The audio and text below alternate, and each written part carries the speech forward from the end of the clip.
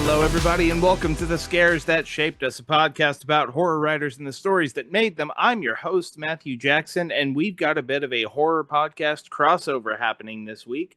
Michael David Wilson from This Is Horror is here. We are going to talk to Michael about his new novel, Daddy's Boy, and we're going to dig deep into one of the most fun horror films of the 1990s, From Dusk Till Dawn, directed by Robert Rodriguez, written by Quentin Tarantino, and starring George Clooney and Quentin Tarantino.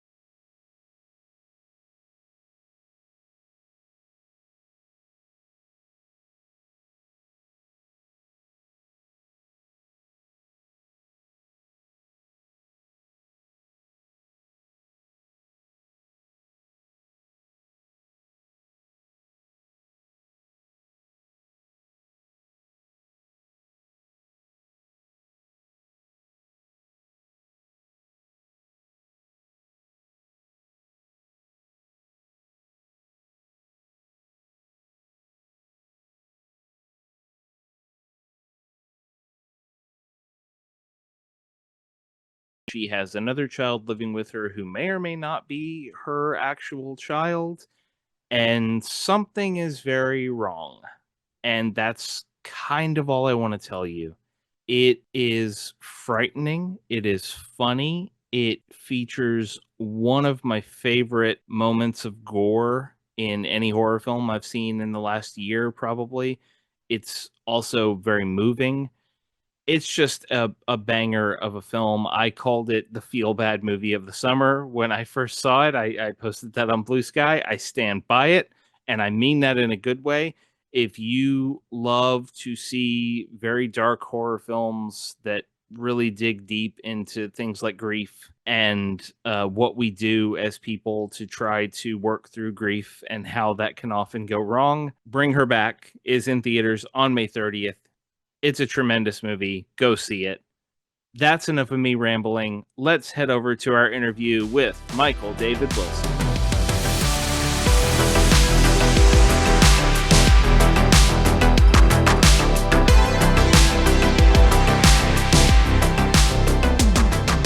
Joining us this week on The Scares That Shaped Us is horror podcasting royalty, the founder, writer, editor, podcaster, publisher of This Is Horror. His previous books include The Girl in the Video, They're Watching, and House of Bad Memories. His latest novel, Daddy's Boy, is available now. Michael David Wilson, welcome to the show. Thank you so much for having me here. It is a delight. I've been listening for a number of months now, and I love what you're doing. So I'm really happy to be here. It's so appreciated.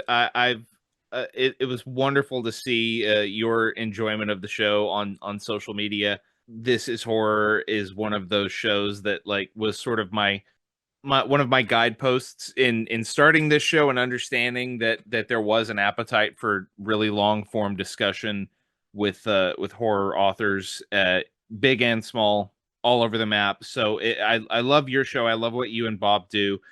It's been, what, 12 years now since This Is Horror started, something like that? Yeah, 12 years and over 600 episodes. So we've been doing it for a fair time now. I wanted to ask you, you've put out quite a few pieces of writing in that time, and I just want to ask, as someone who definitely had the ulterior motive of like, I'm going to learn more about my own writing by doing a podcast about writing. What do you feel that the show has given you as a creator, as a writer, that you're carrying with you into your work now? Oh my goodness. I mean, that's such a huge question. And I mean, if I try to explain a little bit about my writing journey, and then we can pepper in how This Is Horror and the podcast has helped and has complemented that. So at university, I studied English and creative writing. I graduated in 2008, and then I formed This Is Horror in 2011. But in fact, a year before that, in 2010, I was doing all sorts of freelance journalism for horror magazines and heavy metal magazines, heavy metal being another of my passions. But it probably wasn't until 2016 when, as part of This Is Horror, we ran the one story per week challenge that I really took my writing to the next level. And so, of course, I mean, in terms of how This Is Horror has helped, I have access to the best writers in the business, and I have conversations with them every single week. I have been doing that for 13 years. And I mean, not only can I ask them questions that will help other people and will really inform people in terms of their creative journey, but of course, if I have a specific query, and occasionally you might notice, oh, this seems an oddly specific question to something that I believe is mirroring the point that Michael is at in his career, because I can ask those questions. So I do, just having access to these people is an amazing benefit in and of itself. One thing that almost became a self-imposed obstacle was because I'd started this in 2013. I felt almost a barrier in terms of putting my own writing out there. It amplified, it compounded the self-doubt for a time and that imposter syndrome, because I thought, I'm interviewing people like Adam Neville, like Ramsey Campbell. I'm now going to present my work to the world, which is completely different. These are masters of supernatural horror literature. And what I'm doing, it's a lot more dialogue heavy, it's a lot more comedic. I thought people might just kind of reject it and be like, who is this literal and proverbial joker? He's coming into these shows with these masters and this commentary and this really insightful interest in literature, but now he's putting things up that it just doesn't quite vibe. So I had this delay for a while, but then when I saw this Ray Bradbury quote that was like, it's impossible to write a story per year and for every single story to suck. And I thought, well, challenge accepted, because either I'm going to write a good story or I am going to prove Ray Bradbury wrong. Either seems fantastic. So I did this story per week. And because I'm being forced to produce, and the way that we did this was there's a whole group of us. So we have to show up. We have to be made accountable, and accountability and having a way to check in, whether it's a group, whether it's just an accountability partner. That is fantastic for making sure that you're getting your ass in the chair and you're actually getting the writing done. And so after that, I had kind of found close to my authentic voice. And so then I submitted The Girl in the Video, which became the novella with Perpetual Motion Machine Publishing at the time, now Ghoulish. And really, I've been writing every day since then. And I think each book has got closer and closer to what the kind of authentic MDW book is. And I think that The Girl in the Video and They're Watching are very much related. They're more in the kind of horror genre, and House of Bad Memories and Daddy's Boy, I'm not entirely sure what genre you'd put them in, but they're this kind of dark thriller with elements of crime, elements of comedy, elements of horror, and very high on fast-paced dialogue. And that's kind of what I'm about. But it took me just writing and putting things out there to get that confidence and to get that acceptance. So, you know, what else has this as horror done for me? It's shown me that I'm not alone. So if I have moments of doubt, if I have moments of frustration, I'll soon find that these writers who, by a lot of metrics, are more successful than me, are also having those same doubts. And it depends on your perspective. That could either be liberating or that could be depressing. But I think it's pretty liberating because it shows that, you know, I'm not an imposter and what I'm feeling isn't abnormal. It's actually completely normal. And I tend to find if you put a piece of work out there and you're not 100% sure how it's going to be received, that's a comfortable place to be. I mean, for goodness sake, that's how Clay McLeod Chapman felt with Wake Up and Open Your Eyes. And this dude is such an accomplished writer. He's also an amazingly kind person, which is a Yeah. bit off topic, but you know, you are, Clay. Some of the best writers are the most generous, kind-hearted people. Specifically in the horror genre. I mean, Josh Malaman is another one, and Jonathan Jans. I mean, I could keep naming people. It might not make for the most effective show, but No, yeah, we could just spend an hour talking about nice people we've met, but you're I mean, right. Clay was the first guest on this show, and he's been back once now, and we'll have him back again, I'm sure. Uh, so generous with his time, so generous with his enthusiasm for what other people are doing in the horror community. Um, yeah, it is. I've definitely had those moments. I mean, I talked to Clay about Wake Up and Open Your Eyes, and remember him saying, "Man, I'm just not sure. I just don't know what people are gonna do when they get their hands on this." And uh, he's not alone in that, and neither are you or I. Like both people writing fiction, like you're further along in your fiction journey than I am, but like it really is a wonderful thing to sit down with creative people and understand that everyone has the same anxieties around trying to tell stories. But you mentioned Daddy's Boy, and I want to make sure to put a spotlight on Daddy's Boy because we're recording this here in the U.S. It is May 5th. On May 6th, Daddy's Boy will be available everywhere. You can go get it. Uh, this is a crazy, crazy book, and I would love it if you, Michael, would give our listeners a little taste of what they can expect from Daddy's Boy. Yeah, goodness. I mean, for people who have read my previous book, House of Bad Memories, I would describe that as a dark thriller with elements of comedy, whereas Daddy's Boy is the inverse. It is a dark comedy with elements of thriller, crime, and horror. You know, when I'm asked to give an elevator pitch, and indeed even the back cover blurb, it's quite difficult without giving some of the game away because this book, it kind of flips in terms of genre. There's quite a number of hard left turns. So I've written the back cover blurb because it's necessary to do. But the way that I like to approach a number of films and books is to just go in cold.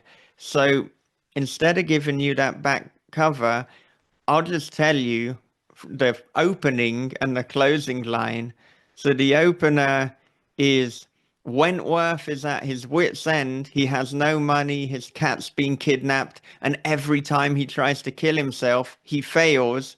Worst of all, he lives in Kidderminster. But sometimes you're given a lifeline. For some, it's a lottery win. For others, a promotion. For Wentworth, it's an out of shape 50 something named Norman wearing an I Was On Naked Attraction t shirt and scuffed Reeboks. So that's your opener. And then Daddy's Boy is shameless meets Guy Ritchie's The Gentleman with the incompetence of The Hangover. And let me just say, I use the incompetence of The Hangover because it is wider known than other comedy influences. So I was thinking a little bit in terms of marketing, but if we were to be more accurate and for people really in the know, it's got way more in common with like the Greasy Strangler Hmm. or I Think You Should Leave. It's that oddball kind of comedy. And Brian Asman in his blurb described it as a slice of slacker noir. And I thought, yeah, that is the genre that Daddy's Boy is. Slacker noir is a really nice way to put it, and one of the things, and I'm sure we'll talk about this more when we get into the story that you brought for us, but one of the things I love about it is how much it succeeds in keeping us on our back foot as readers, because it is this. It starts with a very unlikely encounter between Wentworth and this guy Norman, and you're not quite sure. You can maybe guess from the title what some of the motivations are, but you're not quite sure what this guy's about and what he's doing. And I was at first I was reading it going like, okay, when is the horror going to kick in? When is he going to hit me with whatever horror ideas that he's cooked up here? And then I just wanted to hang out with these guys and find out if they were even going to survive a night together without killing each other because they have so much so many like hijinks and strange adventures and strange conversations that they get up to. How does a book like this take shape for you? Do you start with the characters and just get them talking? Did you map out every little weird thing that was going to happen to them as you went? How did you approach this one? So I mean, firstly, the premise was what would you do if you were down and out on your luck? You're also suicidal. You've pretty much lost everything. You are just at a very, very low point. You have bills to pay, including legal fees, including rent. What would you do? What are the limits as to what you would do to get this money? If you had somebody who looks like a charlatan, who looks like they're not going to be good for the money, but they say to you, all right, boy, what would you do if I offered you £1 million for an easy job? What would you say to that? Would you go along with them? And given Wentworth State, he does, but what are the limits? And that was kind of the inciting incident. That was the hook for me. And then in terms of planning, I am absolutely a planner. I plan out chapter by chapter before writing a single word. So what I did was I mapped out all the chapters and how I envisaged this going. And it's a fairly detailed outline, like these are kind of thousands of words. It's not just a few sentences per chapter. But then once I've got the outline and I start writing, I give myself full permission that if something comes up in the writing or if a character does something unexpected, then we can go down that road. Maybe I have to then go back to the plan and replan. And so, I mean, already in another book that I'm writing, so it's very fresh in my mind, in chapter one, a character does something unexpected that has thrown off, quite a lot of that plan already. They produce something that I didn't expect them to produce, let's say that, and in another kind of tense situation. And so I kind of see my planning method as the hybrid. It is, of course, way more a planner to begin with, but I've got permission to go off the plan and to replan. If I were to just pants, which I did kind of early on into my career, then what I'll probably find is that it's going really, really well for 20 or 30,000 words. And then it's like, what the hell is going on now? Where have I taken them? And then I'll probably assuming I didn't abandon the project, and I don't think people should abandon projects if at all possible, I would have to plan to then get myself out of this 30,000 word hole. So I might as well plan from the start. But the important thing for writers listening is to do what works for you. And if you don't know what works for you, to experiment with different modes. Try planning, try pantsing, try the hybrid. Because even though planning works very well for me, there are a number of successful writers. One's name is Stephen King. He's done all right, and he pretty much pants. So you got to do what is good for you, and you've got to do what is good for you at that time in your life and for that specific story, because it might change. This is extremely important, and this is something that I'm glad you brought this up. Uh, as someone who, I make a living writing nonfiction and journalism, and I have fiction that I'm peddling around various places right now. It is very important to remember, I think, to any writer listening, that your process can change piece to piece. You don't have to be married to the ritual. If the ritual helps you, that's fantastic. But if you like the novel I'm working on now, I after talking to Erica T. Worth about her process and the kind of stuff she does, and then reading a thread that Jenny Kiefer posted. I don't remember if it was on Twitter or on Blue Sky, but she posted a thread about doing a sort of zero draft, which is just vomiting out what you think is going to happen in this book in a very informal way, and then working from that into an outline, and then working from that into a first draft, and all of that. That I started thinking, well, I have a lot of moving parts in this. Maybe I need to try that after years of being fully committed to the Stephen King method of just like, no, I'm just, this is just going to happen magically in front of me. And working from some sort of framework with this one in particular is doing wonders for me. So yeah, be open to any sort of method that, if you want to be Haruki Murakami and swim 20 miles before you write, that's great, but make sure it's actually doing something. Um, so this is going to be fun because I don't know that I fully understood why you chose this story for our discussion today until I read Daddy's Boy, and then I kind of went, oh no, I understand exactly why Michael went with that. We're going to talk about from Dusk Till Dawn, the 1996 vampire western action comedy film, written by Quentin Tarantino, directed by Robert Rodriguez. Michael, what can you tell us about your first time experiencing From Dusk Till Dawn? What do you remember about that?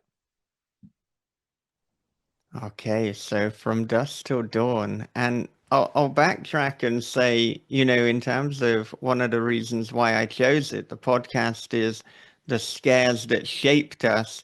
It is not the specific story or film that shaped the specific book that you're promoting right now, which would be a hell of a mouthful for a podcast title. So I was trying to think as well, with your podcast being horror and Daddy's Boy being more horror tangential. I thought, what was a formative film for me that I can absolutely link into Daddy's Boy?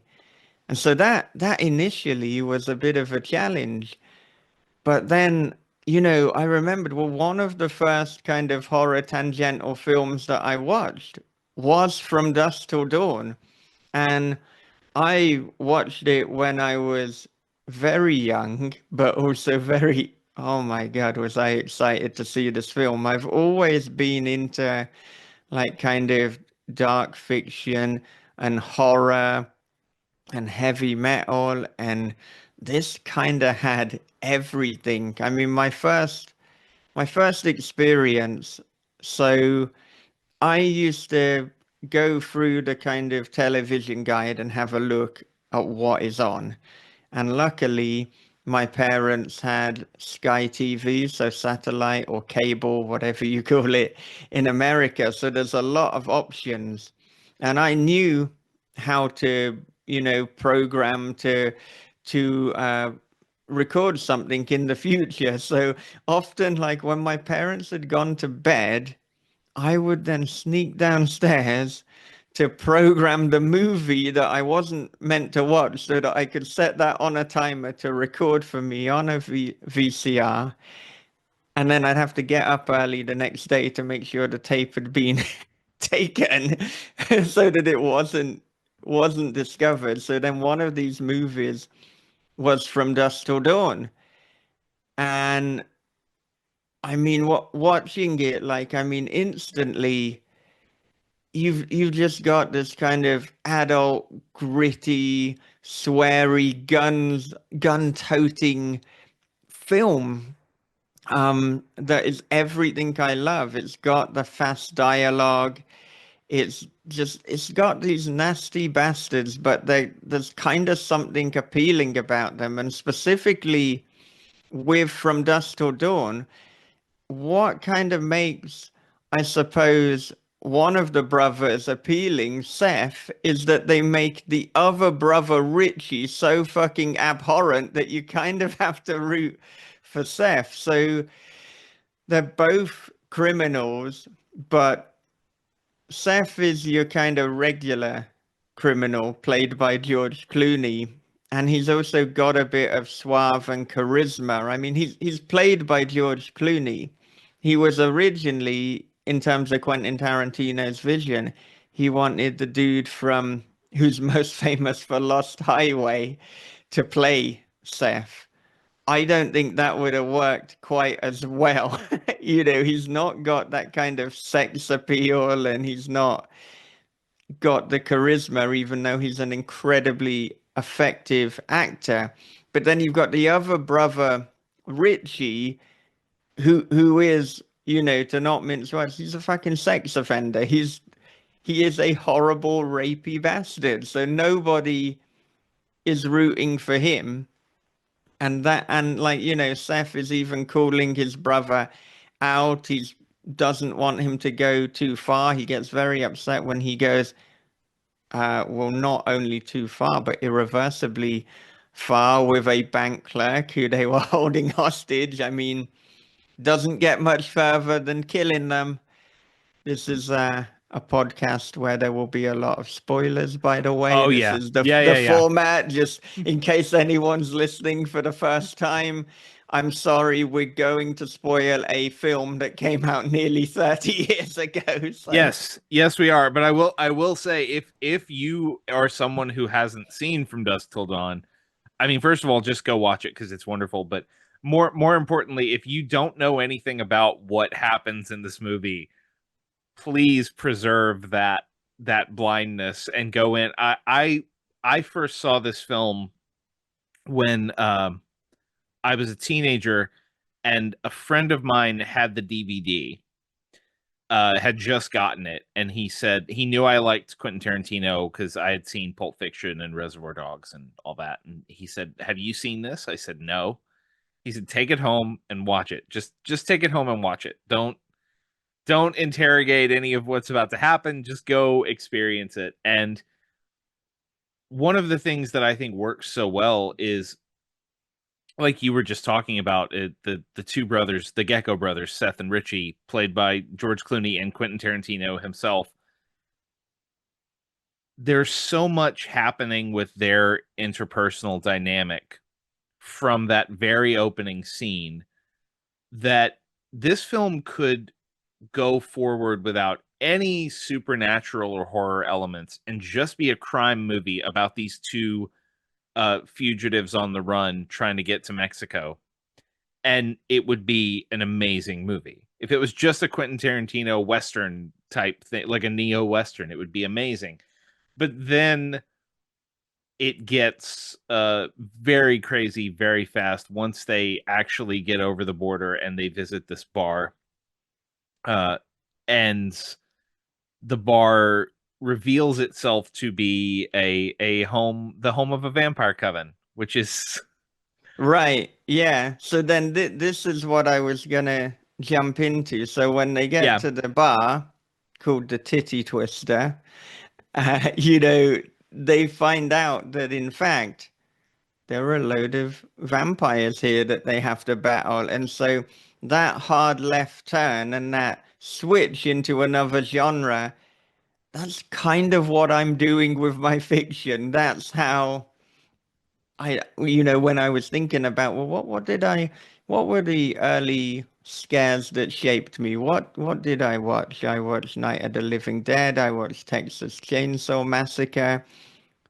Scream came out around the same time as From Dusk Till Dawn as well. It's a hugely important year, like the 95, 96 era of horror. Also, there was the original Resident Evil video game, which was so influential that I got a tattoo of the dog that burst through the windows, because that was probably my intro to just having this almost palpable fear and dread. But yeah, From Dusk Till Dawn, it kind of has it all and has everything that I love about not just horror but dark fiction, dark, gritty, in your face fiction. And I also love, writing almost comedies of error and incompetent criminals. And oh my God, this has incompetent criminals. And as we said, we're spoiling. And I think too, this is non-linear. We're going to jump all over the place. So, I mean, right at the end, so the whole reason that they've gone to the titty twister is because Seth and Richie are there to basically meet up with Carlos, who they've done this job for, and he's going to get them the fuck out of there. And Seth says, to Carlos at the end, like, why why did you choose to meet up at the titty twister? My fucking brother has died. All of her family has died. Her being Kate, because the Gecko brothers took a family hostage to get them over the border. And Carlos is just like, oh, it is a bar out in the desert. I'd never been there, but I thought, it'd be discreet. And you wanted to meet early, so this place is open from dusk till dawn. It seemed ideal. So this is completely incompetent criminality. Like, they haven't even scoped out the place that they're meant to be meeting at. So yeah, but this also, this film, it helped me grow up quickly. I didn't even exactly know what I was getting into. It just seemed like this is quite an adult film. It's got an 18 certificate, which I guess is rated R in America. So this'll be good. And then it jumps into horror, which I love anyway, and I didn't know was coming. Um, and there's like naked women as well. There's Selma Hayek, possibly the most beautiful person to ever exist, doing this amazing dance, and someone who has somehow got more attractive as she's got older, and she was very attractive to begin with. Just amazing, amazing stuff. it is. I've heard people talk about this film in the idea of well, it never gets better than the opening sequence, and I don't think that's true, provided that you're not there for just what the opening sequence is offering. Because, like we said, it opens. The opening sequence is amazing. It's one of the best things Tarantino's ever written. I think it's one of the best sequences that Robert Rodriguez has ever put together as a director. And it's just, there's a gas station in the middle of nowhere in Texas.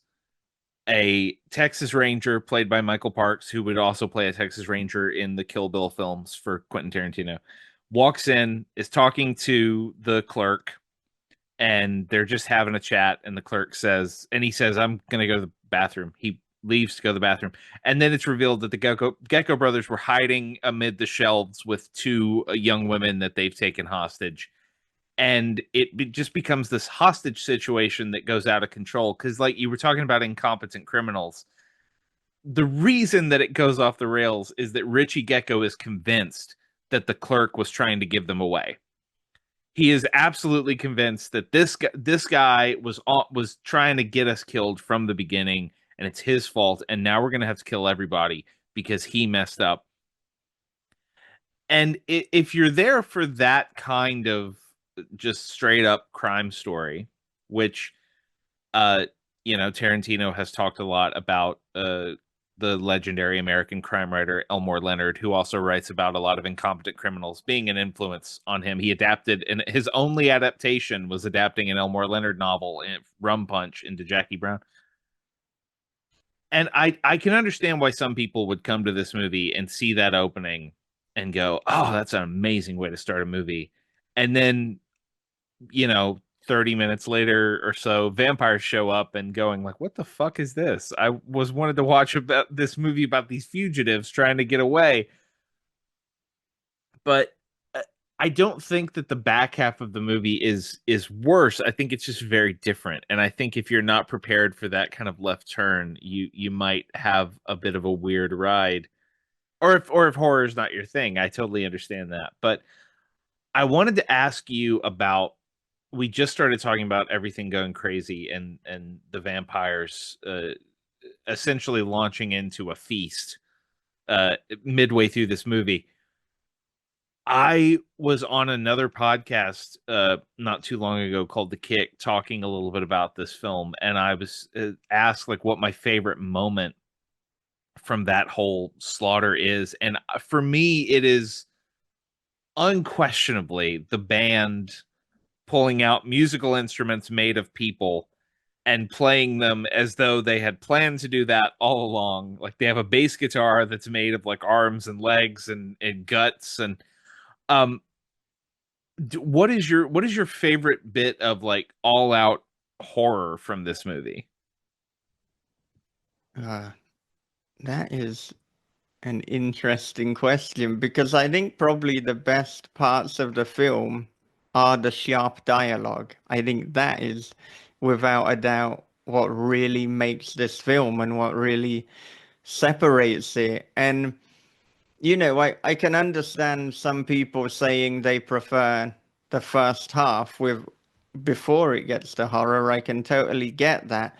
But, for this film and for what Robert Rodriguez and Quentin Tarantino were doing, it absolutely had to be done the way that it was done. And this was the perfect film. And I think one of the reasons is that you've got these two fucking horrible people, the Gecko brothers. They can get away with anything. So they need to have something that is bigger and is greater than them for it to be satisfying.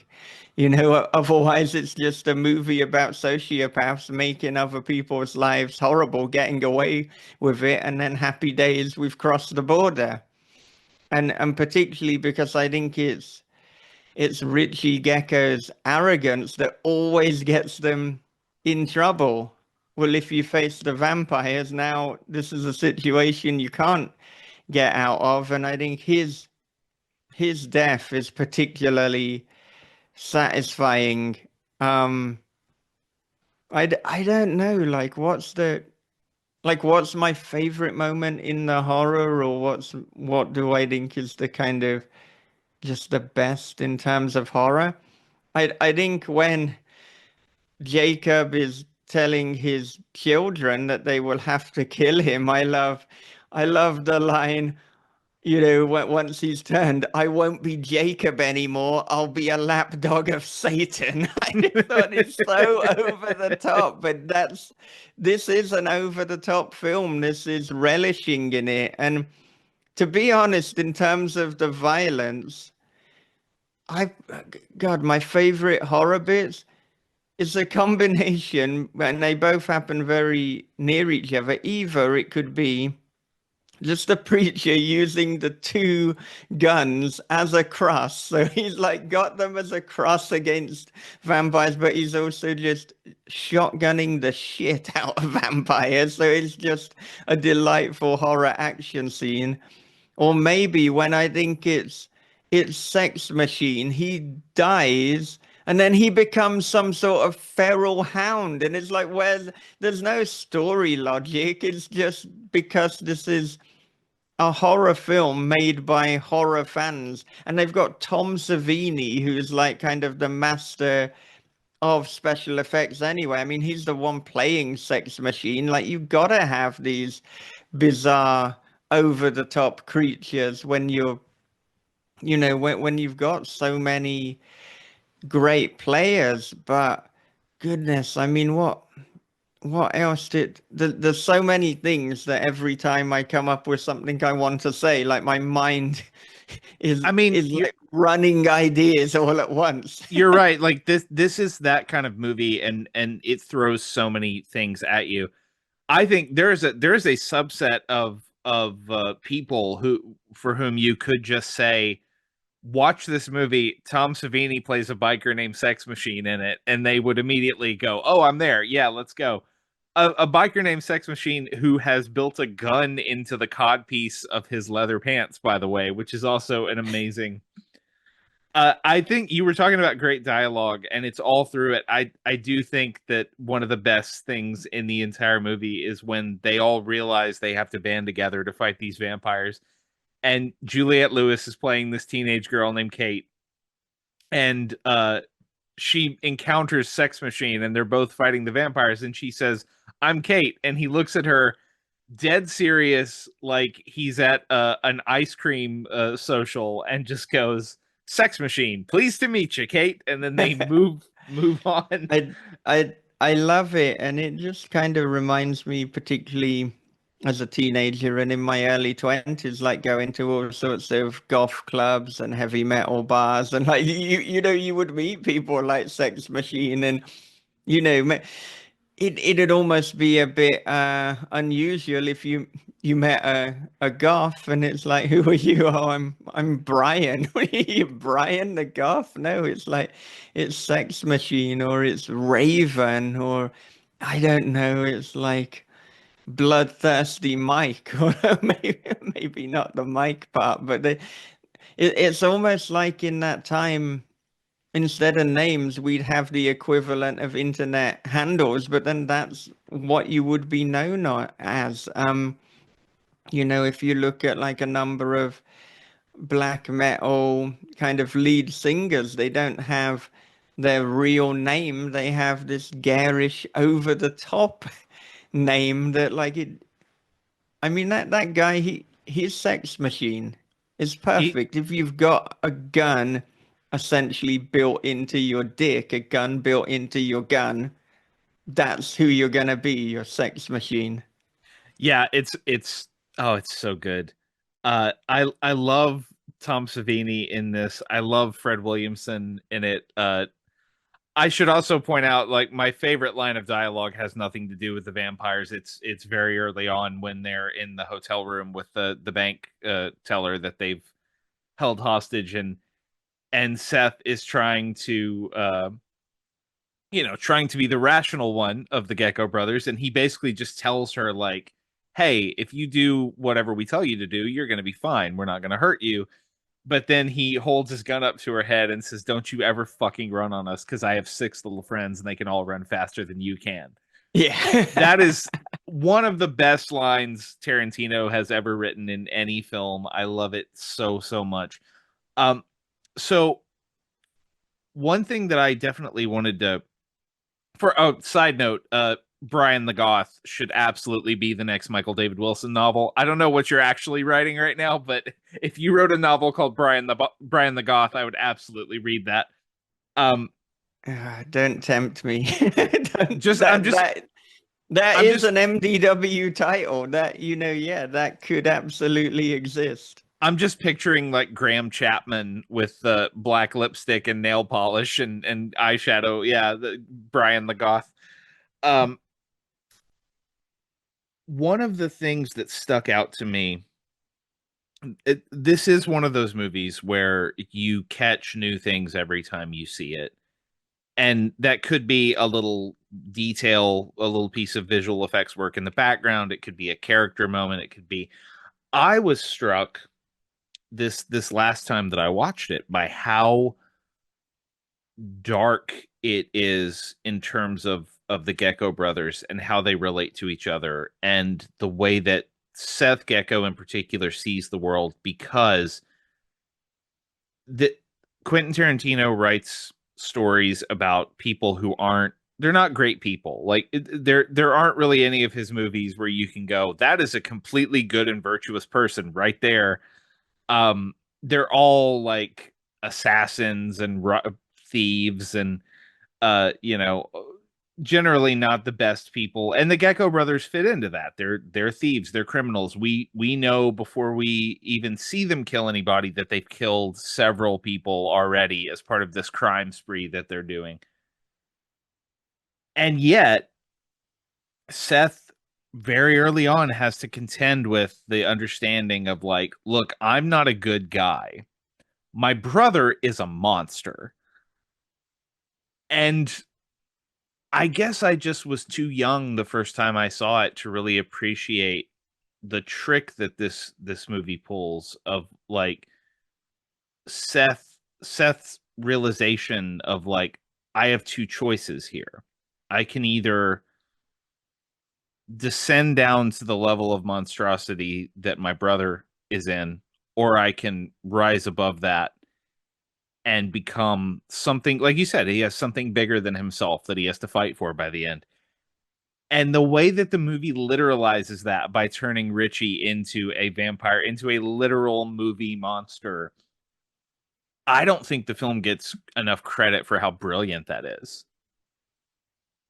Yeah, I think, every choice that Tarantino makes is a deliberate and is a conscious choice. I mean, there's foreshadowing in all of his films to the point where, you might think this is just an innocuous line. No, there are no innocuous lines, and something that some people like criticize Tarantino for, and I would say misguidedly, is they might say that there are tangents and there are these long dialogue scenes that don't amount to anything, but everything he does amounts to something. There is a purpose. He doesn't just decide, in Reservoir Dogs, let's just talk about Madonna for an extended amount of time. There will be a reason as to why he is doing it.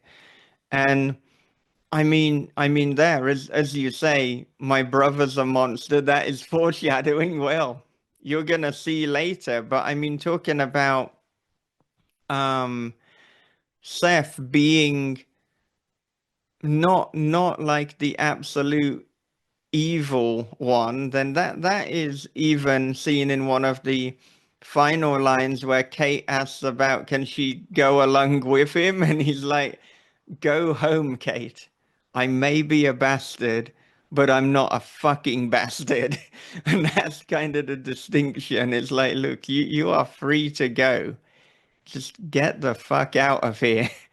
Um, I think that the darkness and the comedy is incredibly consistent throughout. So, I mean, if people think, oh, then it descends into just a horror film, well, it doesn't. Any comedy that was there at the start is there at the end too, and you particularly see that, as I say, with the last scene. And Oh yeah. there's, there's so much comedy for Carlos turning up because they are having this kind of final battle with the vampires. They're about to lose because they are almost out of bullets, and then you just hear like banging at the door. Hello, hello, I'm looking for my friend Seth. And then it just like made me crack up. And you talk about every time you watch it you see something new. So when I mentioned this to you, I admitted I had not seen it for a very long time. This was a film as a child and as a teenager that I would watch quite a bit. But it has been well over a decade. Maybe it has been 2 decades since I had seen From Dusk Till Dawn. So then I watched it a couple of times in preparation for talking about it. I also watched the documentary Full Tilt Boogie, which is amazing too, on the kind of making and the behind the scenes. But I would say maybe this is even better than I remember it because, like, I appreciate it on levels that I couldn't have as a kid. You know, that there are some things that I think, even though they're very good, are a little bit dated, like the original Dawn of the Dead, primarily because of, the special effects on the zombies. I don't know, we've come a long way in terms of portraying zombies, but with this, everything fits, and maybe as well, it could be because even though it was made in the 90s, it was clearly a love letter and a tribute to those grindhouse movies, something that both Rodriguez and Tarantino did even more overtly with the grindhouse movies, with Planet Terror and Death Proof, a decade or so later. But it's so masterful. Like I think, probably as a kid, I enjoyed it for for the guns, the swearing, the nudity, and the vampires. And now I saw it on every level as a storyteller. And I mean, I would say that it's up there with Tarantino's best films, but at the same time, I am a big Tarantino fan. I don't think he has a bad film. There are films that I think are better than others, but I think everything that he's doing is interesting. And one thing that I particularly noted this time in terms of the vampires, he is really mixing the lore. This is kind of a combination between vampires and zombies. It's not fully consistent with either, but I kind of loved it, either way, and particularly when they block off the door, the preacher Jacob will turn, so they need to get out there. It very much felt more like a zombie than a vampire scene. And they're slow moving at times, which vampires traditionally aren't. Yeah, it's a very like you said, there is a lot of mix and match. And I think that that shows in the effects as well, which K and B, Kurtzman, Nicotero, and Berger did the effects. Um, and they clearly got a lot of license to play with the faces and the ways in which each vampire would manifest. Um, I should mention, now we're talking about Tarantino now. I should mention, because I said before Quentin Tarantino doesn't write about good people. I should maybe say, for before anybody starts hunting me down on social media, I think Clarence and Alabama and True Romance are pretty solid people at the start of that film. They're nice. So it's not a blanket statement about Quentin Tarantino's work. But on that subject, like you mentioned something earlier that I want to go back to, because I think it's a very important uh point about Tarantino, but also about uh storytelling in general, and the way that you tell stories, Michael, in reading your work, is the point that the conversations are not just placeholders. Tarantino has talked a lot in interviews about naturalistic dialogue and about the understanding in his mind of, like, when people sit down for a meal together or something like that, they're not talking entirely about everything that just happened to them or everything that's about to happen to them. They will stop and talk about how, Jules doesn't eat bacon and Vincent does. Or they'll talk about the meaning of, like, a virgin, or they'll talk about Sonny Chiba movies or whatever. But there is always a direction that he's going. and those conversations are always informative of who the characters are. And From Dusk Till Dawn is full of that kind of stuff where it's just there are these little digressions that happen, and it's a little bit of a leaner movie than some of his later stuff. But even when you're just even when you just notice the wonderful bit where Seth tells Richie that he has to put in his mouthpiece because he grinds his teeth, and he tells him to put that in, and there are two reasons for it. It's a nice character detail, and it infantilizes Richie in favor of making Seth again look like the mature one. But it's also because Seth is very aware that he has put his brother in an enclosed space with an attractive teenage girl, and he wants to literally put a bit in his mouth so that he can't go at her. I love that, and it's such a great piece of character detail. Um, when you are you we talked before, and this is I think this is where we'll close. We talked before about your planning, but giving yourself permission always to deviate from the plan if something happens that is interesting and you'll wander down that path. How much of that do you attribute to this movie? And I mean, even Tarantino, in the larger sense, is a fan of his work. Like, do you think about that stuff consciously while you're writing, or is it just a matter of I'm just gonna let these people talk to me? Okay, so we got two parts of that question. I I mean, know, I know, I know, I know. I'm talking to a more experienced interviewer than I am, so oh, I asked questions that have like five parts to them, so don't you worry about that. But to all right. kind of systematically take it in terms of how much I'm consciously aware of, let's say, the Tarantino influence.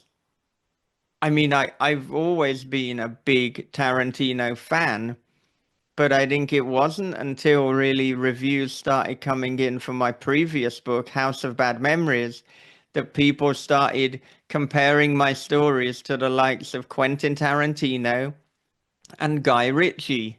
It wasn't anything that I had thought about, but then when they said it, first of all, it was like, well, this is one of the biggest compliments I could ever get because I love those guys. I love what they do with storytelling, but it made sense too. And it's like, yeah, I'm gonna own that. If people want to say that my writing is a bit like a Quentin Tarantino film, god damn, that that is the accolade. But then in terms of how conscious I am of kind of foreshadowing and making each bit count, yeah, absolutely. It's like I want to make sure that every little bit that I have in place is serving the story, even though some things are so subtle that you won't see it unless you read this book multiple times. But then you'll see, okay, this is how I've foreshadowed it because I want it to be there for those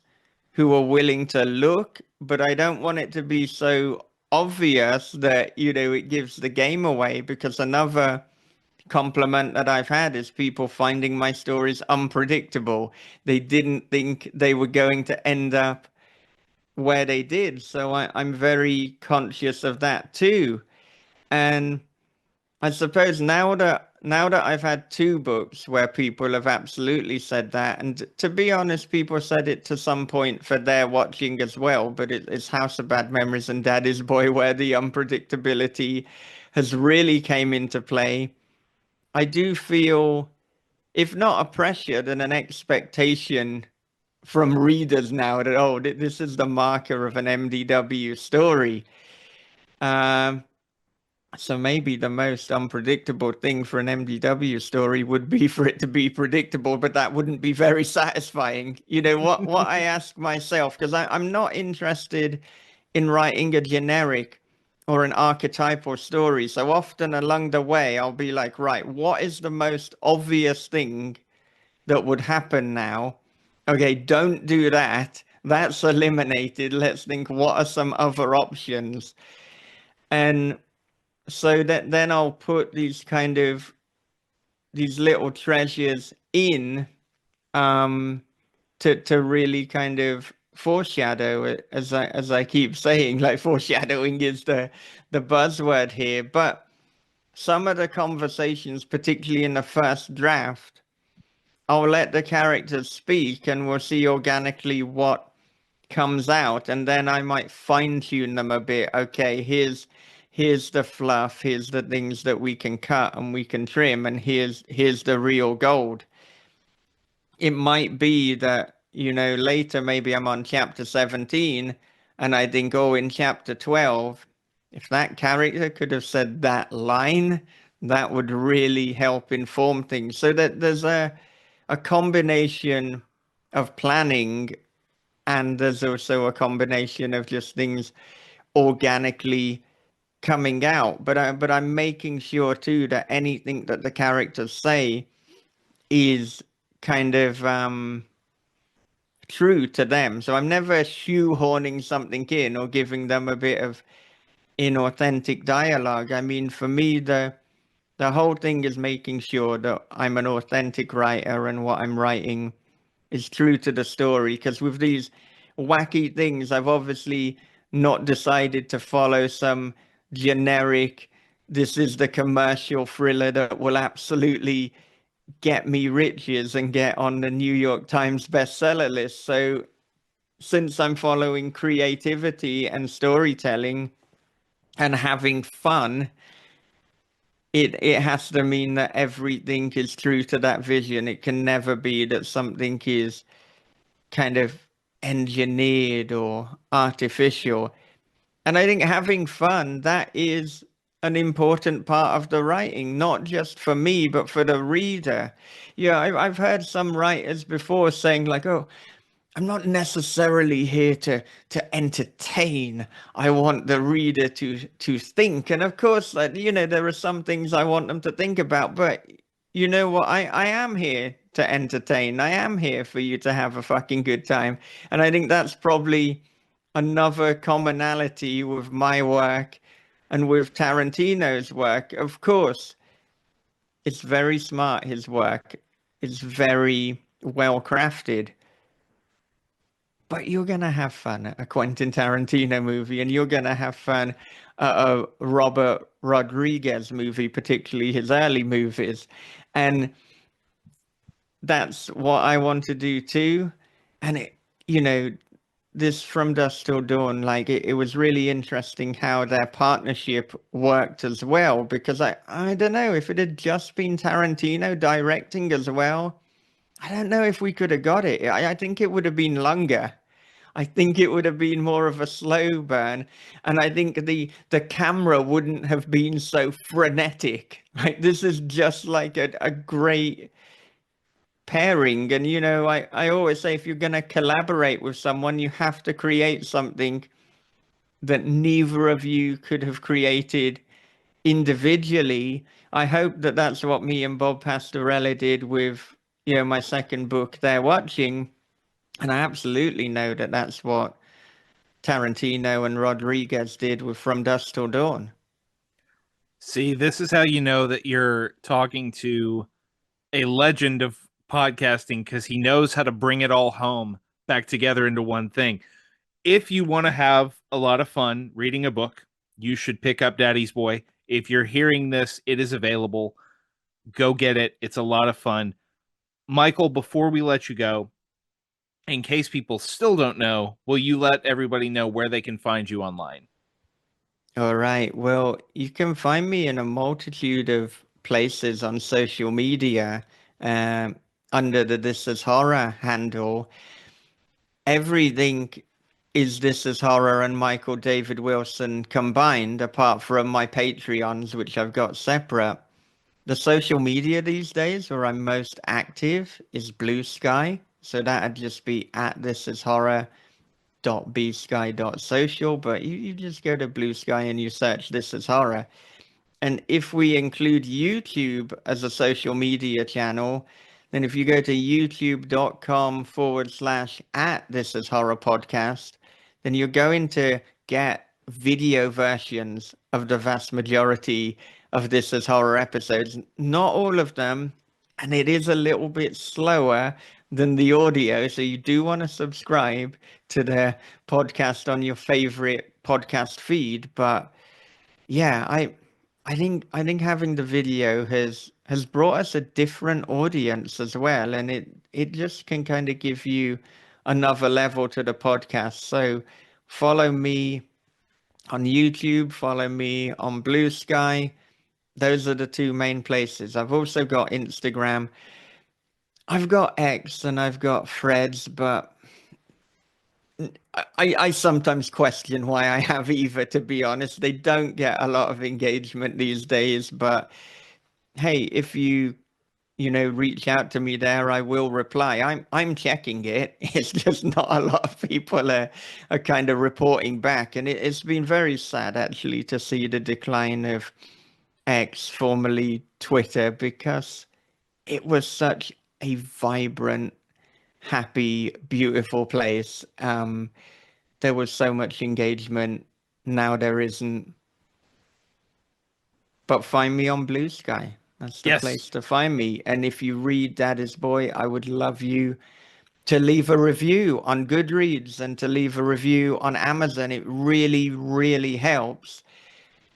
And you can leave a review whatever you think of it.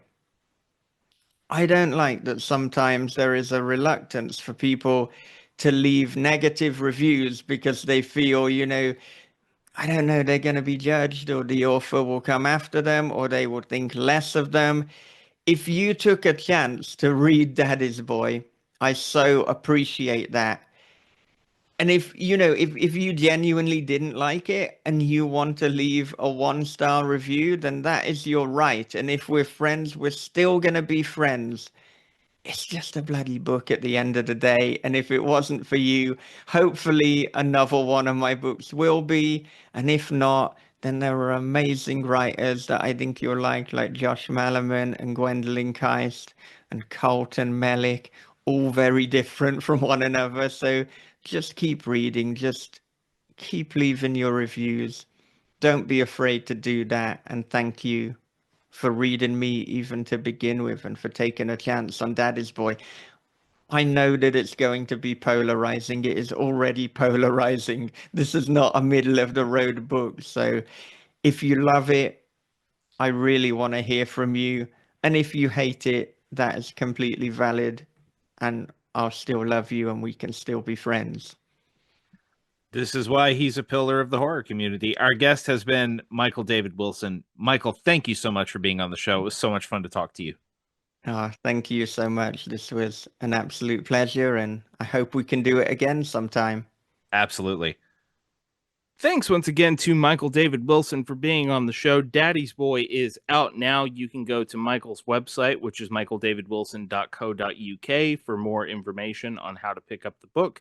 You should also head over to thisishorror.co.uk for articles that pop up over there, for awards they give out every year. They give out the This Is Horror Awards. You can learn what they think is the best horror of the year. It's always a fun time to check out.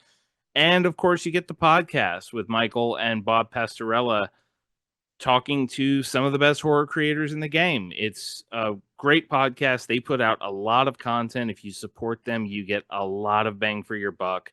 Highly recommend subscribing to This Is Horror and seeing everything they have going on over there. If you want to keep track of everything we have going on, the best way to do that is to follow us on Blue Sky. We are at scareshapedus.bsky.social over there. That's where you'll find out about giveaways. We just ran a giveaway for Caitlin Starling's new book, The Starving Saints, as well as new guest announcements, new episodes, everything else you would need for our show. We're also on Facebook. We are The Scares That Shaped Us over there. We are also on YouTube. If you prefer to listen to your podcast via YouTube, we're The Scares That Shaped Us on YouTube. Head over there, like, subscribe. We appreciate the support. You can also email us. We are scares that shaped us podcast at gmail.com. If you have a question, something you'd like to hear me answer on the air, if you want book recommendations, movie recommendations, anything like that, I would love to get some kind of scares that shaped us mailbag going. So if anyone wants to email with a question that you'd like to hear me ramble about on air, please feel free. You can also just send us comments and recommendations for guests and topics on the show. I'm always interested to hear from everybody, and I appreciate you reaching out. And hey, we've been doing this for quite a while now. We're coming up on 9 months of the scares that shaped us here in the next few days. So if you like the show, please tell your friends. Give us a rating on the podcasting app of your choice. Let everyone know that this is something you enjoy. We're trying to keep this thing growing so we can bring more and more cool people on to talk to, and any support y'all can give us means the world. We will be back next week with a brand new episode. Our guest will be Bram Stoker winning author Gwendolyn Keist, who is going to talk with us about her latest novel, The Haunting of Velkwood, which is one of my favorite horror novels of 2024. And we're going to dig into a classic episode of The Twilight Zone called The Masks. That will drop again next week, May 28th at noon Central. Make sure to join us then. Until next time, take care of yourselves, take care of each other. I'm Matthew Jackson, and this is The Scares That Shaped Us.